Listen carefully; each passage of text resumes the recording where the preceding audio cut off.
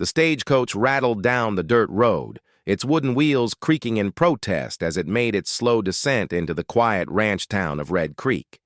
Dust swirled in the air, catching the late afternoon sun in a golden haze. Clara Bennett sat, stiffly on the worn leather seat, clutching the handle of her carpetbag as though it were the only anchor keeping her steady. In truth, it was. Inside were all that remained of her old life, a few pieces of clothing, a wedding photo wrapped in a cloth, and the Bible her late husband had given her on their wedding day. It had been nearly a year since James died, and yet the ache of loss had not loosened its grip. Clara had spent months drifting between relatives who meant well, but could not afford to take in another mouth to feed. With no children of her own and no inheritance to fall back on, she had little choice but to find work wherever she could. When she'd overheard talk of a wealthy rancher in Red Creek seeking a housekeeper, or at least a cook, she latched onto the chance like a lifeline. It wasn't glamorous work, but it was honest, and it meant she could stand on her own 2 feet again. The stagecoach jolted to a halt in front of the town's general store. Clara gathered her skirts, smoothed the front of her dress, and stepped down into the dust. She felt the weight of curious eyes upon her. Red Creek was not the kind of place where strangers passed unnoticed. Men leaned on fence posts and tipped their hats. Women paused in their errands, baskets balanced on their hips. Clara offered a polite smile, though her heart beat faster beneath her bodice. She had never been good at drawing attention. "New in town, ma'am?" The storekeeper called from the porch, eyeing her with a mix of curiosity and friendliness. "Yes, sir," Clara answered, her voice quiet but steady. "I was told there might be work at the Harding Ranch. Cooking." At the name, a ripple of recognition seemed to pass through the small crowd. Harding Ranch was known to all. Luke Harding was as respected as he was mysterious, a man, widowed young, who managed one of the largest spreads of cattle in the county while raising a little girl on his own. He was wealthy by ranch standards, but it was said he lived with little joy since his wife's passing. The storekeeper nodded slowly. "Reckon you'll find Mr. Harding at the ranch house, about 5 miles out that way." He gestured toward the north road, his expression thoughtful, as though wondering whether she knew exactly what she was walking into. Clara thanked him and arranged for a wagon ride, offering a few coins from the small pouch she kept hidden in her skirt pocket. Every cent mattered now. She could not afford to waste anything. Not money, not time, not opportunity. As the wagon carried her out of town, the landscape spread wide and endless before her. Rolling pastures dotted with grazing cattle stretched toward the horizon, where the Harding Ranch house finally came into view, a grand but weathered home surrounded by sturdy barns and fields worked by hired hands. Clara's breath caught at the sight of it. This was not just someone's livelihood. This was a kingdom of its own, and she was about to step into the heart of it. Her stomach fluttered with nerves. Would the rancher see her as capable? Would he dismiss her as too frail, too inexperienced, too much trouble? She thought of James and the way he used to reassure her when she doubted herself. "You've got more grit than you know, Clara," he'd say. She held on to that memory as the wagon rolled to a stop in front of the porch. The Harding Ranch house loomed above her, tall and sturdy, much like the man she imagined ran it.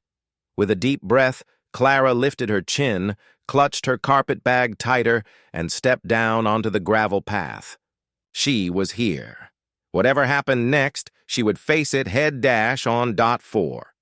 In this new place, far from the life she had lost, Clara was determined to begin again, even if she had no idea how much this house and the people inside it were about to change her world forever. The Harding Ranch house stood proud against the wide Texas sky, its clapboard siding bleached by years of sun and wind. Clara paused at the foot of the porch steps, her carpetbag gripped tight in one hand. Her nerves were a storm beneath her calm face, but she forced her chin higher, reminding herself that she had survived worse. She had survived grief, loneliness, and the uncertainty of a future she hadn't chosen. Asking for work, no matter how intimidating, was just another hill to climb. The door opened before she could knock. A girl, no more than 6 or 7 years old, peeked out, her brown eyes curious but wary. Her hair, the same shade as chestnut, tumbled in soft tangles over her shoulders. Clara offered a gentle smile. "Hello there," she said softly. "Is your papa home?" The girl studied her for a long moment, then turned and called into the house, "Papa! There's a lady here!" Heavy footsteps echoed across the wooden floor, followed by the creak of hinges.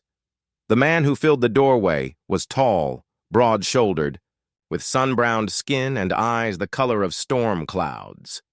His presence filled the porch, not with noise but with a steady, quiet authority. This, Clara knew at once, was Luke Harding. He looked her over with a guarded expression, his jaw set beneath a neatly kept beard. "Can I help you, ma'am?" His voice was low, carrying the weight of a man accustomed to being obeyed. Clara tightened her grip on her carpetbag. "My name is Clara Bennett. I heard you might be in need of a cook. I'm looking for work." Luke's eyes narrowed slightly, not unkind but cautious. "Who told you that?" "The storekeeper in town." She swallowed, willing her voice to stay steady. "I can cook, clean, and tend to a home. I won't be trouble, sir. Just a fair day's work for fair pay." Luke shifted his weight, glancing briefly toward the little girl hovering behind his leg. She peeked around him, her gaze fixed on Clara with suspicion. Then, with a tug at her father's shirt, she whispered something Clara couldn't catch. Luke's mouth tightened before he looked back at Clara. "I've been through 3 housekeepers in the last year," he said. "None of them stayed. Ranch work is hard, and life out here doesn't suit most. What makes you think you'll last?" Clara felt the heat rise to her cheeks, but she forced herself to hold his gaze. "Because I have nowhere else to go. And because I don't give. Up easy. Life hasn't left me that luxury." Something flickered in his eyes then. Something like recognition. He studied her for a long moment before finally nodding. "All right. You can try. Meals need to be on time. And my daughter—" He rested a hand on the little girl's shoulder. "Isn't easy to please.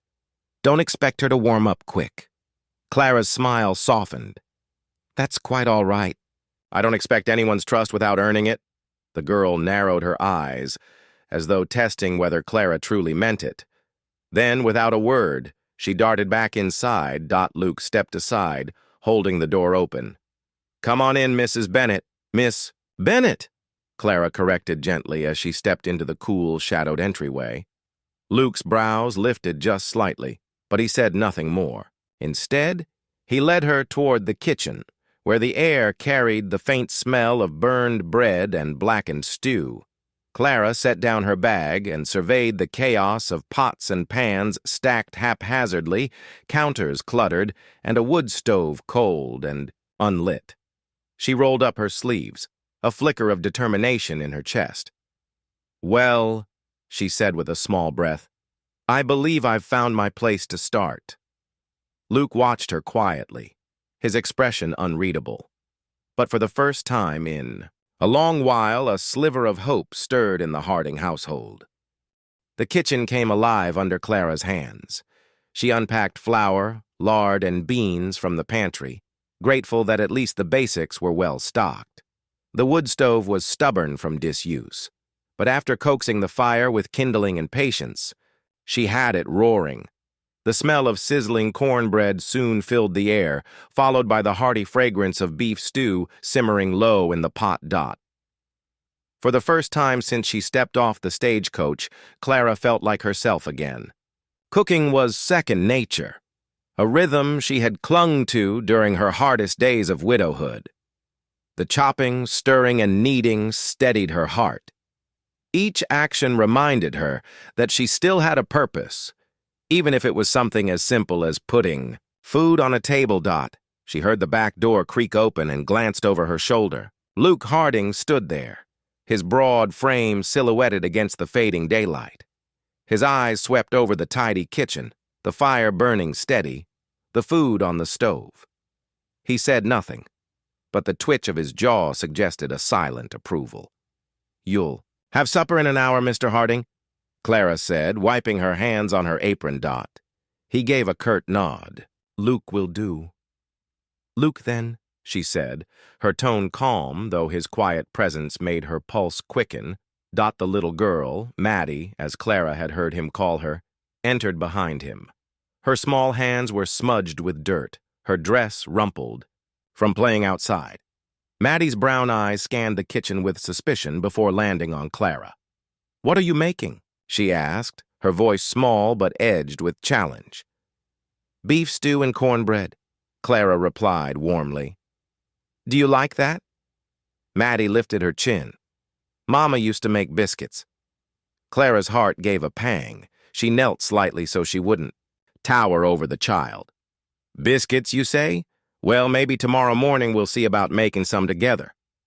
Maddie's expression didn't soften. She simply turned away and climbed onto a chair at the table, pulling her doll onto her lap as though to create a shield. Luke's gaze lingered on his daughter before settling back on Clara. "Don't mind her," he said in that gravelly voice. "She don't take kindly to strangers," Clara offered a small smile. "That's all right. Trust takes time." An hour later, supper was ready. Clara ladled the thick stew into bowls, the savory scent of beef and vegetables filling the dining room. She set a golden loaf of cornbread in the center, steam curling upward as she sliced it thick. Luke sat at the head of the table, Maddie to his right, Clara opposite the child. For a moment, the only sound was the scrape of spoons against bowls. Luke ate with quiet efficiency, as though meals were more duty than pleasure. Maddie, however, prodded her stew with a scowl. "Too many carrots," she muttered. Clara resisted the urge to sigh. "Carrots are good for you, sweetheart," she said gently. "I'm not your sweetheart," Maddie shot back, pushing the bowl away. Luke's brow furrowed, but before he could scold, Clara reached across the table and placed a slice of cornbread on the child's plate. "Then perhaps cornbread instead," she said softly. Maddie eyed it. Then, after a long pause, tore off a piece and popped it into her mouth. She didn't smile, but she didn't spit it out either. For Clara, that was enough. When the meal ended, Luke leaned back, studying her with the same guarded expression he'd worn since she arrived. "You did well," he said finally. "Best meal I've had in a long while." The words were few, but they carried weight. Clara inclined her head, hiding the small smile tugging at her lips. First impressions had been made, not perfect, but enough to plant the seed of something new. As she cleared the dishes, Maddie whispered to her doll, "She still isn't Mama." Clara's heart ached at the words, but she pretended not to hear. Instead, she steadied her breath and told herself she hadn't come here to replace anyone. She had come for a chance to belong. And maybe, just maybe, this was the place where that chance would bloom. The days that followed settled into a rhythm, though not without their rough edges. Clara rose before dawn to stoke the kitchen fire and prepare breakfast, often humming softly to herself as she worked. The house, once echoing with silence, now carried the smells of frying bacon, warm biscuits, and fresh coffee. Luke appreciated the order she brought, though his thanks came in curt nods more than words. Maddie, however, remained a fortress. The little girl ate quietly at the table, her doll always tucked under one arm like a shield. When Clara tried to draw her into conversation, Maddie answered with one-word replies, or not at all. She was polite in her own way, but her distance stung.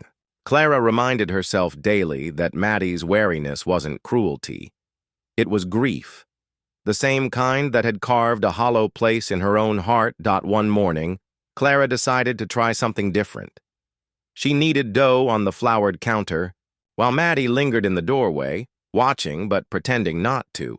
Clara smiled without looking up. "Care to help me with these rolls?" she asked. Maddie wrinkled her nose. "I don't know how." "Well then," Clara said gently, "today seems like a fine day to learn."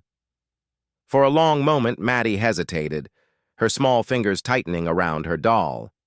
Then, curiosity won. She padded across the kitchen and climbed onto the stool Clara had nudged toward the counter. Clara handed her a small ball of dough. "Now roll it like this," she demonstrated, cupping her hands until the dough formed a smooth, round shape.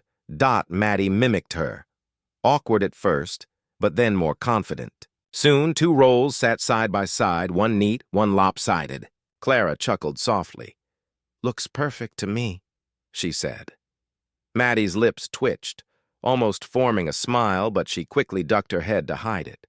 Still, Clara caught the glimmer of pride in her eyes. Later that afternoon, while hanging laundry. On the line, Clara heard a small voice behind her. "Miss Bennett?" She turned to find Maddie clutching a bedraggled doll with one arm. In the other hand, the girl held a wildflower, freshly plucked from the field. "For the table?" Maddie mumbled, thrusting it toward her. Clara's throat tightened. She accepted the flower carefully, as though it were made of glass. "Why, thank you, Maddie. It's beautiful. The table will look much brighter with it there." The child shrugged and shuffled away, but Clara knew better. That single flower spoke volumes. It was the first offering of trust. Luke noticed the change, too. That evening at supper, Maddie ate her stew without complaint, and even reached for a second piece of cornbread. Clara caught Luke watching his daughter, then glancing at her with a flicker of something softer in his eyes. Gratitude, perhaps, though unspoken. After supper, as the sun dipped low and painted the sky in shades of orange and rose, Maddie lingered instead of rushing off to play. She leaned against Clara's side while Clara read from the family Bible, her small head resting against the widow's arm. The gesture was tentative, but it made Clara's heart ache in the sweetest way. For the first time since arriving, she allowed herself to hope. Maddie's walls were not impenetrable. There were cracks, small, fragile openings where kindness could slip in. And if Clara tended to them carefully, maybe, just maybe, something stronger than trust could grow. That night, as she lay in the small room Luke had given her, Clara whispered a quiet prayer. She asked not for ease, but for patience, for the strength to love a little girl who wasn't hers, and the wisdom to know how. Luke Harding had lived with silence for so long that he'd almost forgotten what a home filled with small sounds felt like. For years, the house had echoed with little more than the scrape of his boots, the slam of a door, or the lonely clatter of utensils against a plate. Since Clara Bennett's arrival, the atmosphere had shifted in ways he couldn't quite name. There was the gentle hum of her voice as she worked in the kitchen, sometimes low and sweet like a lullaby. There was the laughter, Maddie's laughter, that had returned in hesitant bursts when Clara coaxed her into helping with chores or showed her how to shape bread rolls. Even the house itself seemed warmer, as if it had been holding its breath. All this time and was only now exhaling. Luke noticed it all, but he did his best to keep a wall between himself and the change. He had made a life out of building walls, around his land, around his daughter, around his heart.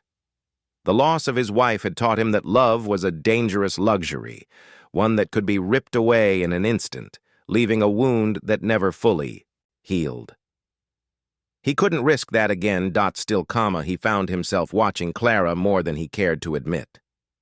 At the supper table, when she bowed her head to say grace, he noticed the way the firelight softened her features.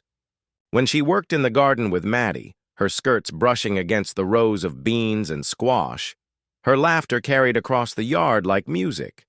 She wasn't flashy or bold. Nothing about her demanded attention. And yet, she drew it all. The same one evening, after a long day of riding fence lines, Luke returned to find Clara sitting on the porch steps, mending one of Maddie's dresses. The child was curled against her side, already drifting into sleep. The scene struck him harder than he expected. For a fleeting moment, it looked like a family, the kind of picture he had thought forever lost to him. He cleared his throat, and Clara looked up, offering a small smile. "You're back later than usual," she said quietly, careful not to wake the girl. "Fence post came down near the north pasture," he replied. "Had to set it right," she nodded, her hand still, moving steadily with needle and thread. "Supper's waiting for you. I kept it warm." Luke shifted his weight, unsettled by how natural her words sounded, how seamlessly she was fitting into a space he hadn't intended to open. He gave a curt nod of thanks and carried Maddie inside, placing her gently in bed. When he returned to the porch, Clara was still there tidying her sewing. "You've done good with her," he admitted, the words grudging but sincere.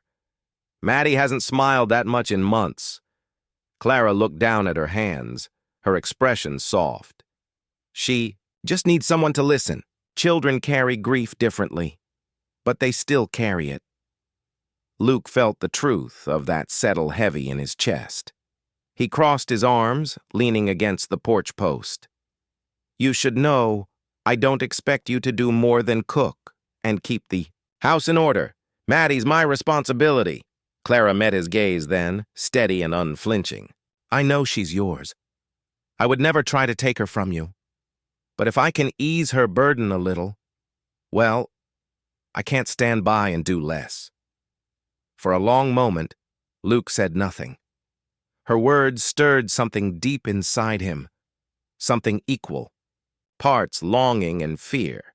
He respected her honesty, even admired it, but it scared him too, because the more she wove herself into Maddie's life, the more he felt her weaving into his own, and that was dangerous ground. That night, as he lay in bed, Luke told himself to be cautious. Clara was a good woman, no doubt about it. But he couldn't allow himself to hope for more. Hope was what had destroyed him once before. And yet, even as he drifted into restless sleep, the memory of Clara's quiet smile lingered in his mind. The Harding household had grown steadier in the weeks since Clara's arrival. Meals were no longer haphazard affairs of charred bread and lukewarm beans, but hearty, balanced suppers that drew even Luke to linger a little longer at the table. Maddie had stopped glaring at every word Clara spoke and had even begun to follow her into the kitchen sometimes, pretending she wasn't curious, as she watched Clara knead dough or season a stew. Still, there were boundaries Maddie held tight. She never spoke of her mother, never invited Clara into her private little world, and never asked for help at bedtime. That sacred hour belonged to no one anymore, not even Luke. Maddie often carried her doll upstairs and shut the door, leaving her father to listen to the silence on the other side of the wall. But one evening, that silence broke. It had been a long day. Luke had taken several of his ranch hands out early to drive a small herd across the creek, leaving Clara and Maddie to spend the day together. They baked a pie in the morning, gathered wildflowers for the table in the afternoon, and ended with Maddie showing Clara her secret fort beneath the old oak tree by the barn. When Luke returned at dusk, he found his daughter laughing, dirt smudged on her cheeks, while Clara helped her carry a bundle of twigs to add to the fort's walls. The sight stirred something in him: pride, relief, and that dangerous warmth he kept trying to ignore. But he said nothing, only ushered them both inside for supper. Later that night, after the dishes were washed and the house grew quiet, Maddie padded down the hallway in her nightgown, her doll dangling from her arm. She stopped in the doorway of Clara's room, where the widow was folding linens for the next morning. "Miss Bennet?" Maddie's voice was small, uncertain. Clara looked up. Yes, dear? The little girl hesitated, shifting her weight from one foot to the other. Would you tuck me in? For a moment, Clara froze, overcome by the simplicity and enormity of the request. She set the linens aside and knelt so she was eye level with the child. Are you sure, Maddie? Maddie nodded quickly, though her eyes shone with unshed tears. Papa doesn't know the song Mama used to sing, but you hum when you cook. It sounds like Mama. Clara's throat tightened. She smoothed a strand of hair from Maddie's cheek, her heart aching at the trust being offered so tenderly. Of course, sweetheart. I'd be honored. She followed the girl into her small room, where the moonlight filtered through lace curtains. Maddie climbed into bed, clutching her doll tight. Clara pulled the quilt up around her shoulders, tucking it snug beneath her chin. Then, almost without thinking, she began to hum, the same low, soothing tune she often carried in the kitchen. Maddie's. Breathing slowed, her body relaxing as the melody filled the room. Within moments, her eyelids fluttered closed. Though she kept one hand wrapped around Clara's fingers, Luke stood just outside the door, unseen. He had come to check on Maddie, only to hear the faint hum drifting through the hall. He leaned against the wall, his chest tightening with something he couldn't quite name. Watching Clara bend over his daughter, her presence gentle and sure, stirred both gratitude and fear. Gratitude that Maddie had found comfort again. Fear that he, too, might find himself leaning toward that same comfort. When Clara finally slipped from the room, she nearly startled at the sight of Luke in the hallway. He straightened, clearing his throat. She asked me to, Clara whispered, almost apologetic. Luke's eyes softened, though his voice stayed gruff. It's good for her. She hasn't let anyone near bedtime since her mama. Clara nodded, her heart aching for both father and daughter. She misses her more than she knows how to say. Luke's gaze lingered on her for a moment longer before he gave a short nod.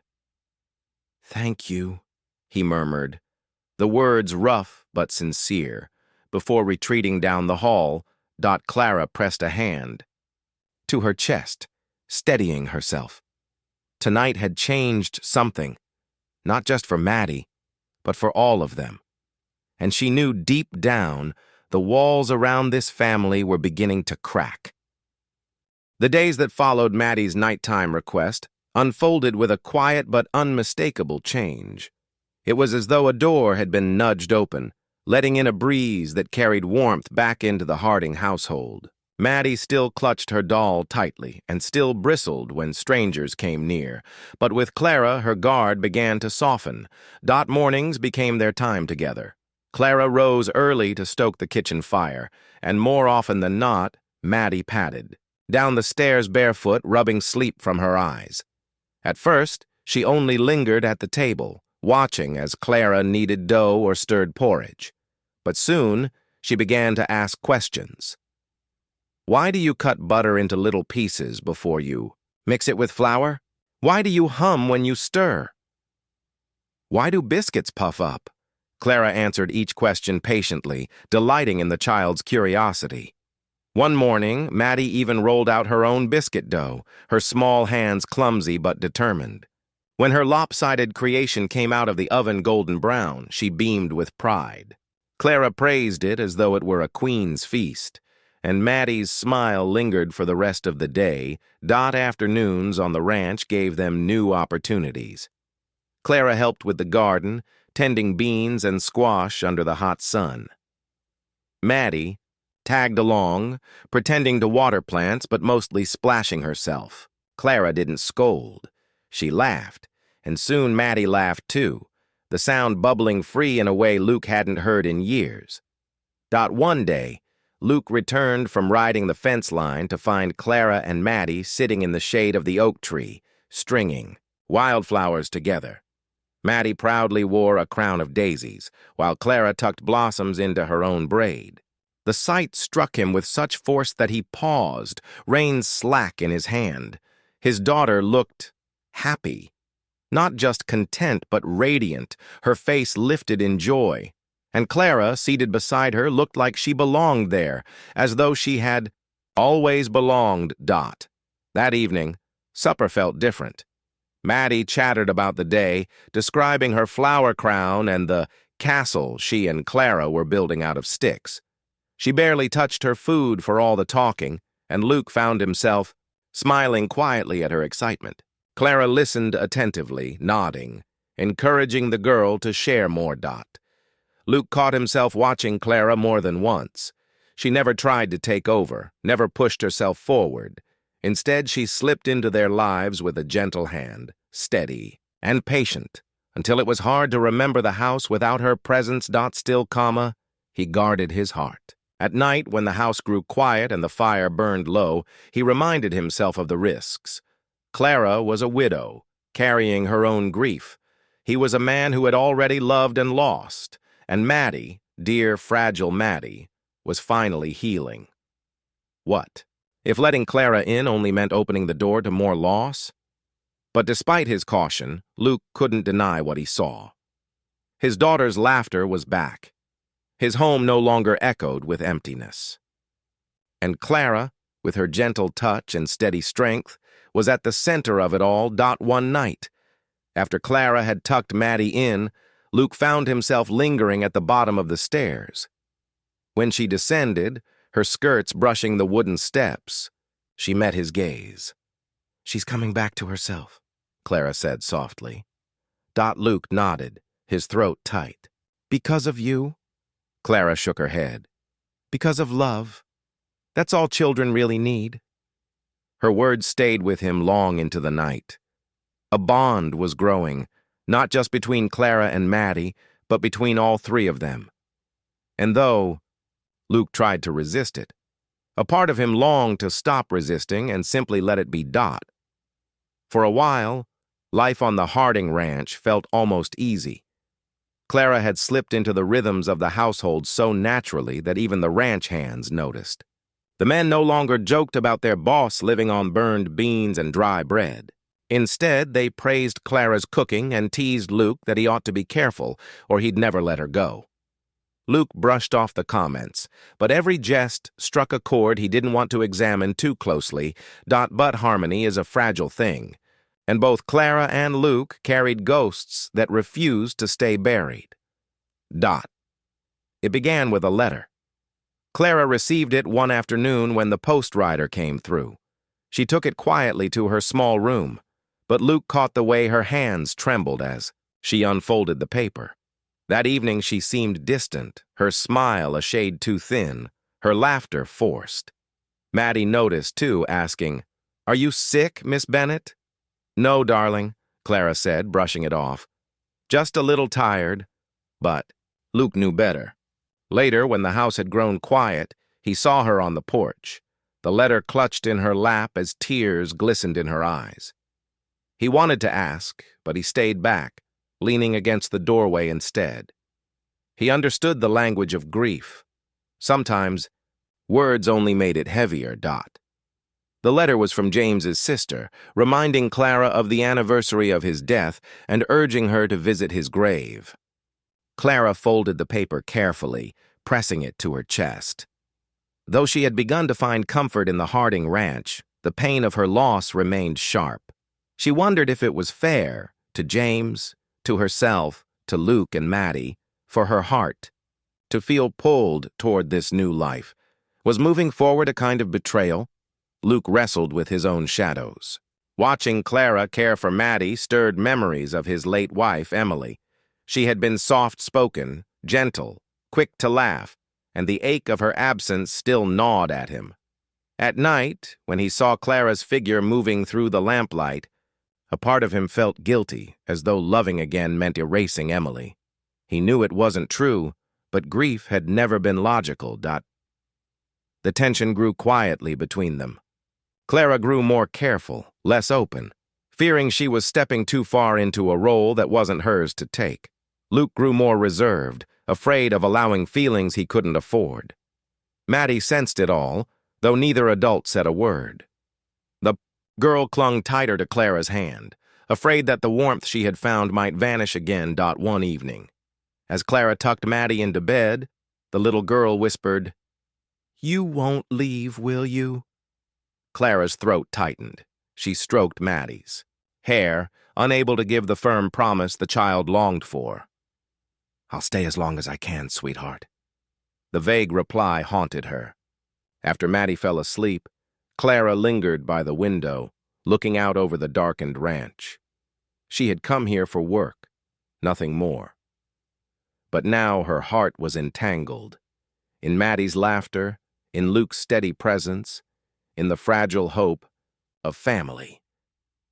And yet, the shadow of James's memory pressed heavily on her chest. Luke, standing in the hall, saw her silhouette against the moonlight.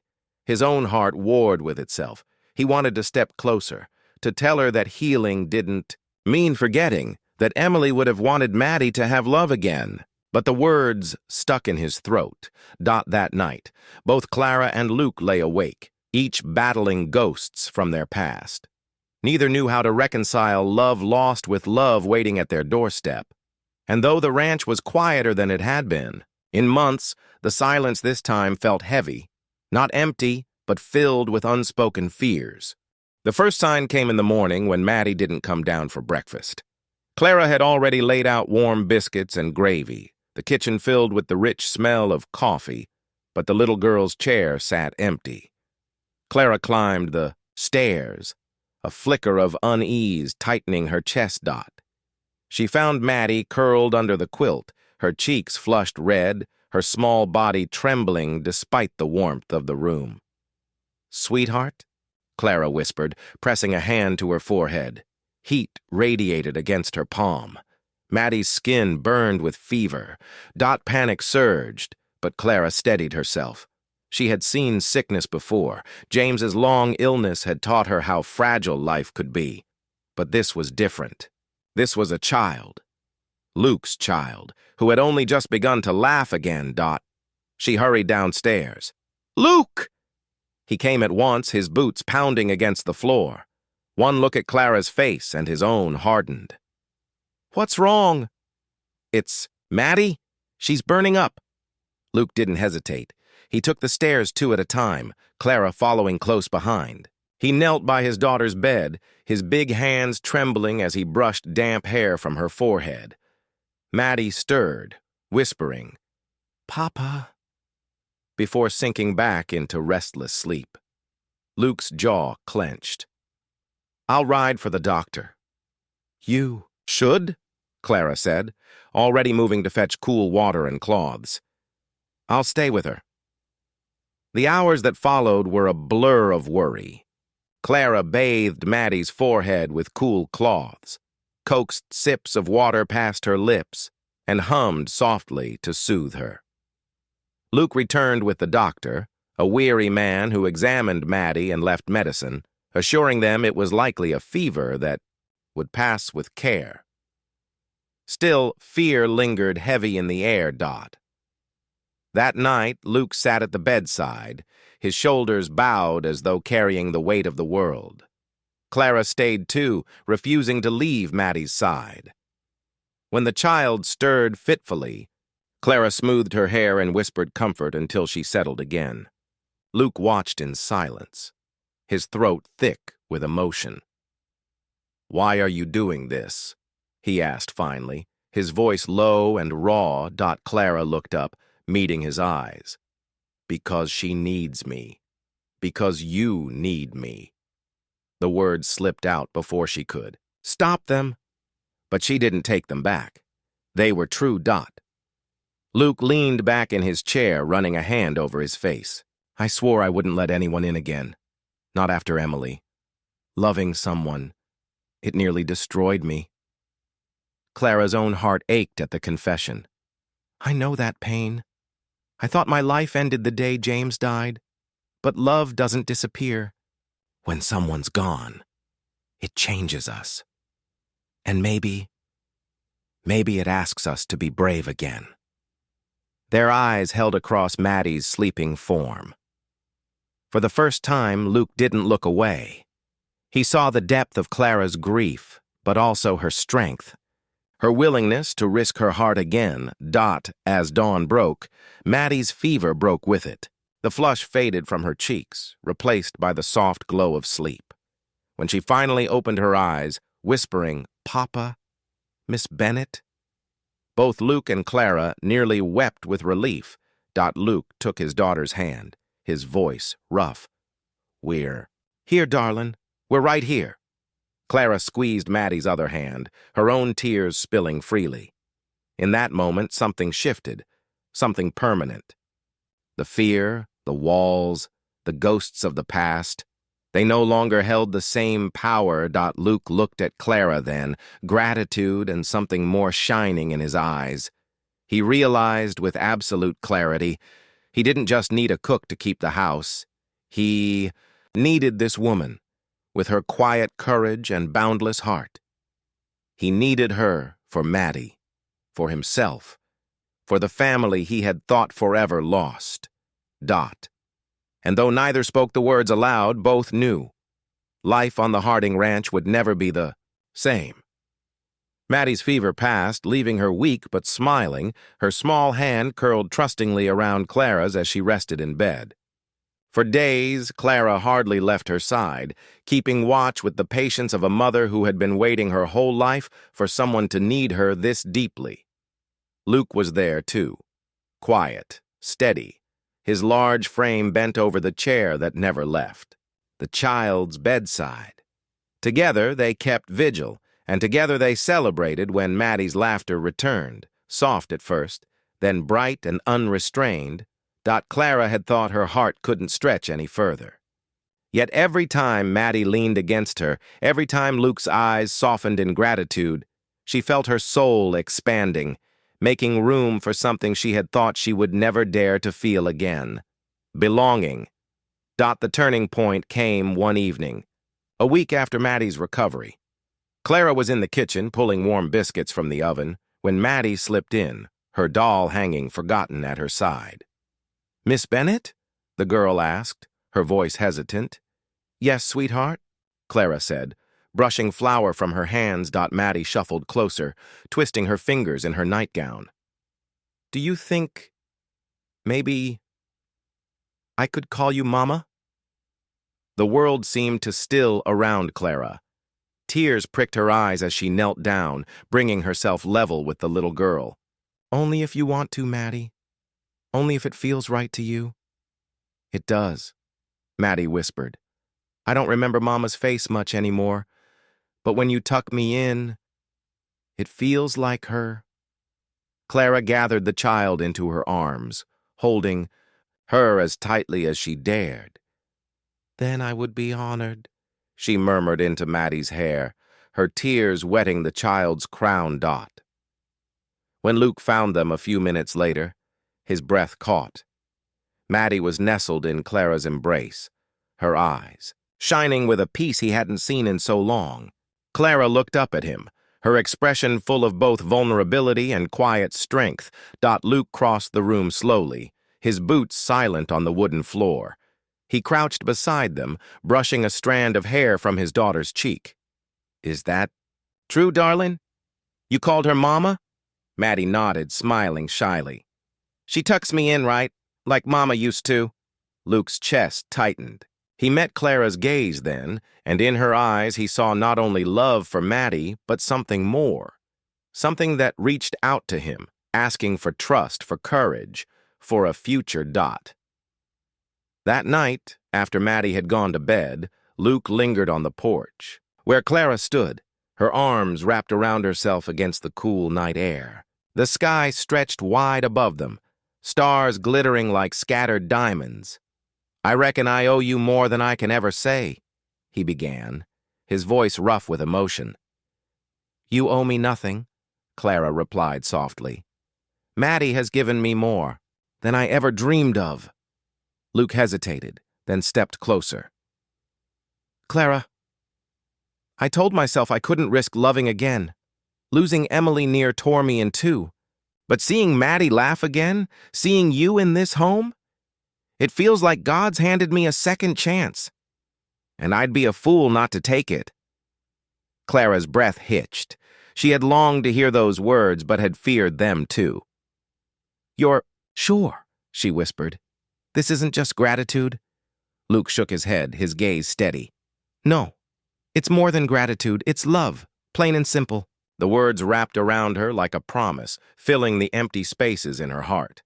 Clara's eyes brimmed with tears as Luke took her hands, roughened from work but gentle in his grasp. Dot and there, beneath the wide Texas sky, Clara Bennett. The young widow who had come seeking only a cook's position found herself not just needed but cherished. Maddie had found a mother's love again, and Luke, a partner who healed the cracks in his guarded heart. The Harding Ranch no longer felt like a place of shadows and silence. It was a home, alive with laughter, warmth, and the promise of a new family forged not from what was lost but from what was found.